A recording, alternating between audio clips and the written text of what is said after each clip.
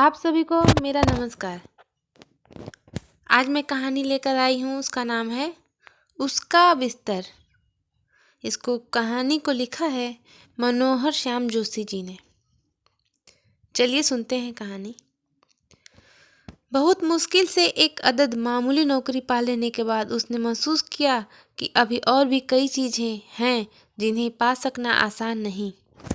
सबसे पहले महानगरी दिल्ली में रहने के लिए जगह, यह मुश्किल से एक परिचित के परिचित ने हल कर दी। नई दिल्ली के लगभग टूटने को तैयार एक क्वार्टर की बदनुमा, बदरंग और तकरीबन हिल चुकी जाफरी किराए पर दिलाकर। जाफरी में बस जाने के बाद घर गृहस्थी के लिए आवश्यक वस्तुओं की एक लंबी फेहरिस्त उसके सामने मंडराने लगी।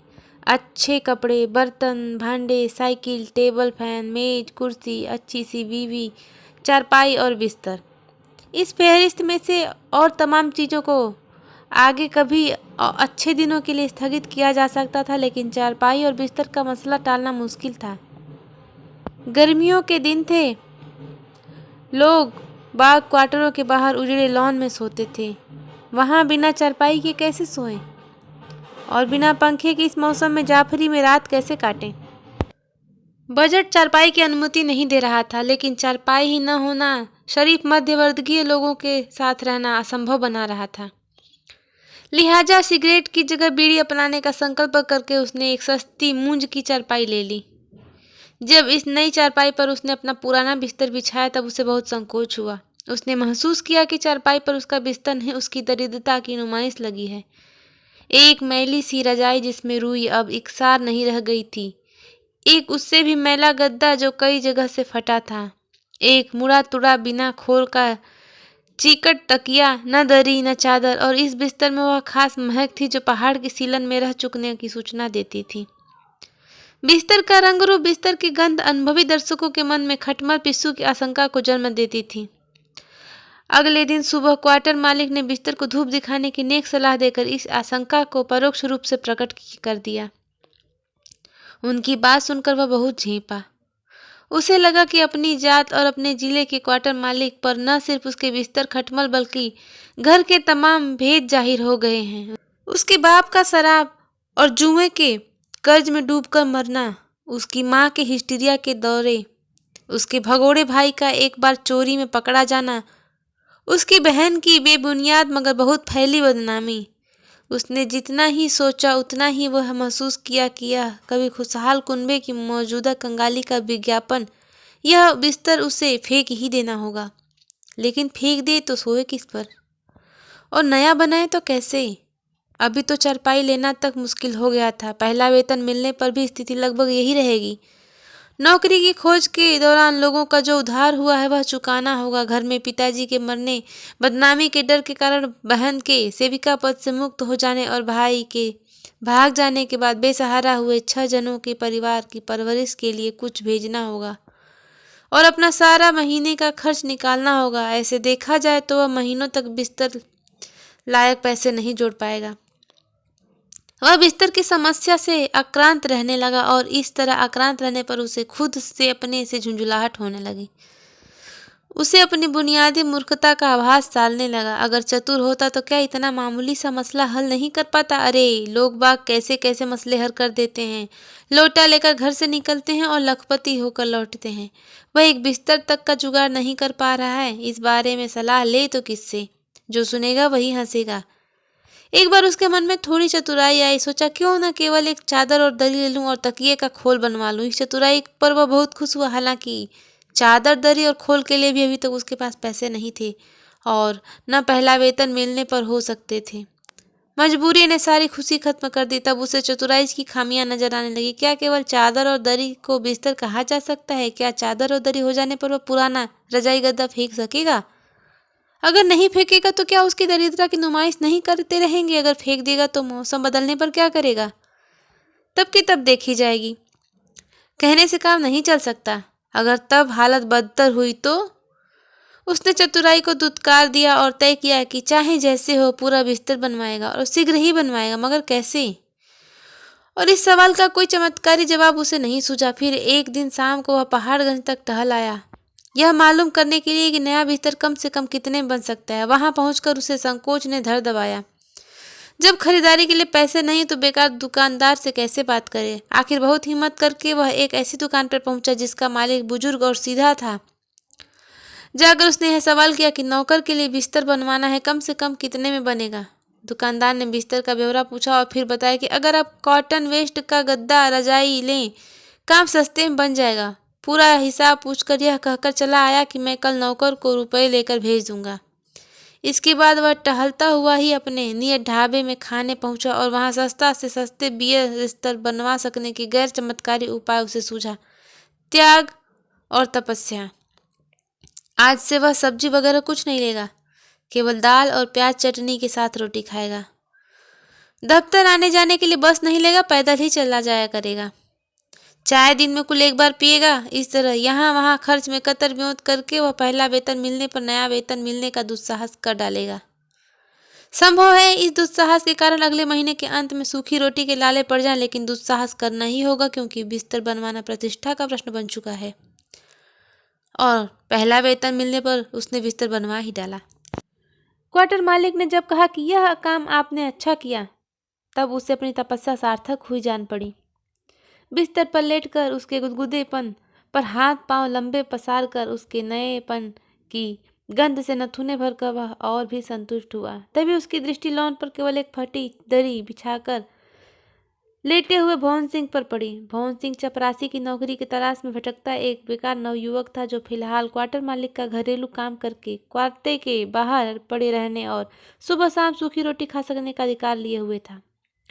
कुछ देर तक वह अपने नए बिस्तर पर लेटे लेटे भवन सिंह के नाचीज बिस्तर को देखता रहा। फिर वह एक झटके से उठा और उसने जाफरी खोली और पुराना बिस्तर निकालकर भवन सिंह को बख्शीश दे दिया। बख्शीश दे सकने की क्षमता ने उसे संतोष को पराकाष्ठा पर पहुंचा दिया। उस रात वह चैन की नींद सोया। अगले दिन तड़के उसकी नींद खुल गई। कुछ देर बिस्तर पर लेटे लेटे यह सोचकर सुख का अनुभव करता रहा कि जैसे त्याग तपस्या से उसने बिस्तर वाला मसला हल किया, वैसे ही एक एक करके और अपने परिवार के मसले हल कर डालेगा। सुबह के पक्षियों के स्वरों में उसने अपनी आगामी सफलताओं के सगुन सुने।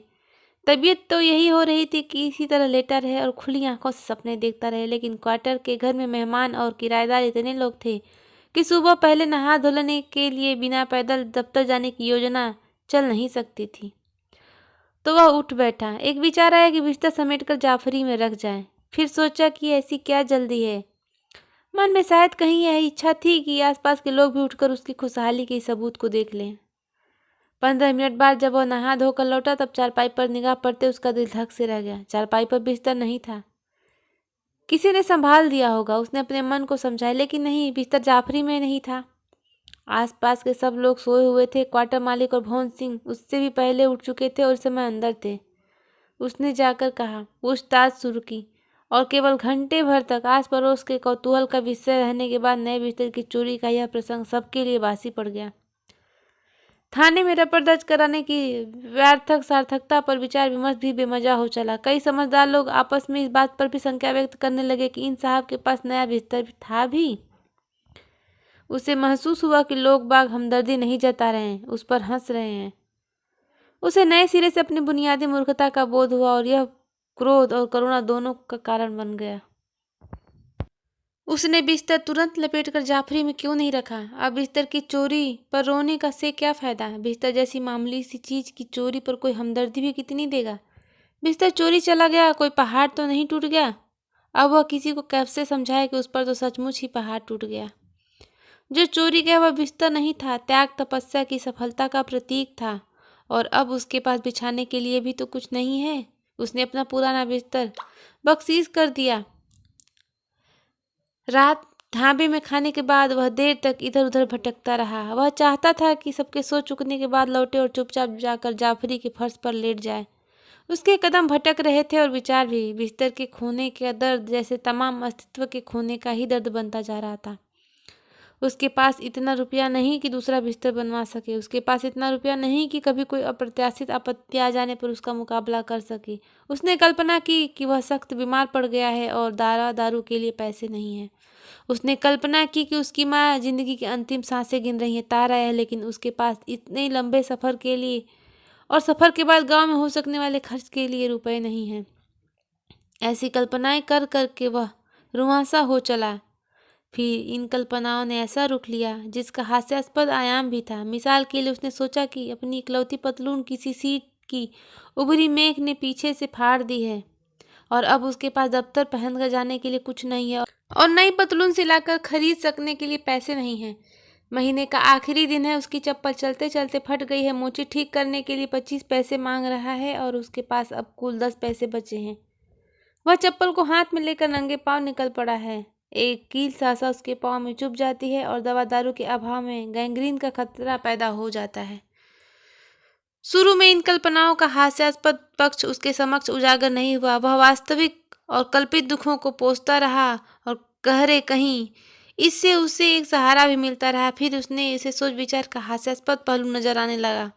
जो अब तक अपनी सीधे अपनी ग्रह दशा मालूम हो रही थी, वह अपनी बुनियादी मूर्खता का रूप लेने लगी और मुंह बिराने लगी। उसे अपने पर गुस्सा आया। वह इसी तरह सारी रात टहलता रहेगा, बीमार पड़ना है, सोने का प्रबंध नहीं करना है।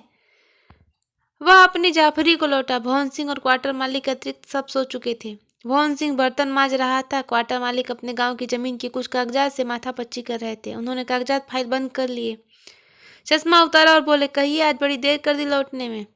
अब सोने की तैयारी है। वह कहना चाहता था कि मेरा बिस्तर तो चोरी हो गया है, लेकिन ऐसा कहना अपनी मूर्खता का एक सबूत देने जैसा लगा। क्वार्टर मालिक को मालूम था कि बिस्तर चोरी चला गया है। उसके चुप रहने पर बिस्तर मालिक ने बिस्तर की चोरी पर नए सिरे से सहानुभूति व्यक्त की और इस बात पर संतोष व्यक्त किया कि उसके पास पुराना बिस्तर तो है। बोले, यह बात तो यह है कि मेरे पास गिने चुने ही बिस्तर हैं और मेहमान आप देख ही रहे हैं कि कितने आए हुए हैं। उनमें से भी एक बिस्तर पास नहीं है, वरना मैं आपको एक दे देता। कहिए तो पड़ोस से दरी वरी का प्रबंध करूं, तकल्लुफ की कोई बात नहीं। उसकी कोई जरूरत नहीं, उसने बुर्जगाना लहजे में कहा और फिर जाफरी में जाकर पेंसिल कॉपी लेकर दिखावे की व्यस्तता में डूब गया। क्वार्टर मालिक एक गहरी डकार लेकर सोने चले गए। थोड़ी देर में भवन सिंह आया। बरामदे में भवन सिंह ने उसकी चारपाई उठाई और बाहर रख दी। फिर वह आकर बोला, आज सोएंगे नहीं बाबू साहब? इस प्रश्न पर उसे बहुत गुस्सा आया, लेकिन गुस्से को पीकर उसने कहा, सोऊं किस पर? बिस्तर तो है नहीं। बिस्तर है, भवन सिंह ने कहा, बिछा भी दिया है, जाइए आराम कीजिए। उसे आश्चर्य हुआ। जाफरी पर ताला लगाते हुए इसने एक क्षण यह भी कल्पना नहीं कि भवन सिंह किसी चमत्कार से उसका नया बिस्तर ढूंढ लाया है।